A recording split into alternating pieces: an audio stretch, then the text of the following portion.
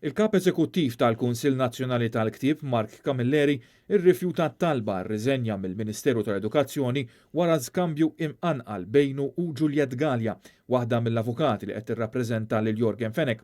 Camilleri kien ħareġ kontra dak li sejjaħ bħala intħil mill-Gvern li qed jipprova jwaqqaf l-inkjesta pubblika dwar l-assassinju ta' Daphne Caruana Galizia qabel ma tlesti xogħla u l-Gvern għandu jħalliha tkompli għaddejja la darba m'għandux x'jaħbi. Dan wassal biex l-avukat Gallia kitbet lil Camilleri fuq Messenger biex jara l-ittra mibgħuta mit-tim legali ta' Jorgen Fenech. Mark Camilleri iwieġeb lil Gallia b'lingwaġġ kulurit li ma skambju Camilleri ippubblika fuq Facebook.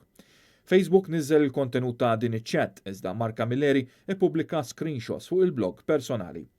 Kien hawnhekk li s-Segretarju Permanenti fil-Ministeru tal-Edukazzjoni, Frank Pavri, kiteb lil Camilleri u qallu li l-kontenut mhux xejn eżemplari u taġieħ fis-settur pubbliku u edukattiv u talbu iqis il-pożizzjoni tiegħu fil-Kunsill tal-Ktieb u jirriżenja minnu fih. Mossa li ġiet interpretata bħala mod li bih il-Gvern tajjarlu rasu. Camilleri irrifjuta u minflok sejjaħ il-Kungress Nazzjonali tal-Kittieba u l-Pubblikaturi sabiex jikkonfermawh fil-kariga. Fis-stqarrija Mark Camilleri qal li l-iskambju nbeda mill-avukat Gallia minn jedda u ammetta li ntuża kliem iebes u ma jiddispjaċih xejn minn dan.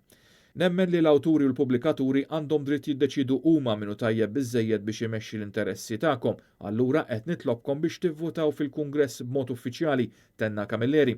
U stieden li dawk li jaħsbu li għandhom il-kompetenza biex imexxu l-Kunsill Nazzjonali tal-Ktieb biex jersqu l-quddiem u jitfgħu in-nomina tagħhom.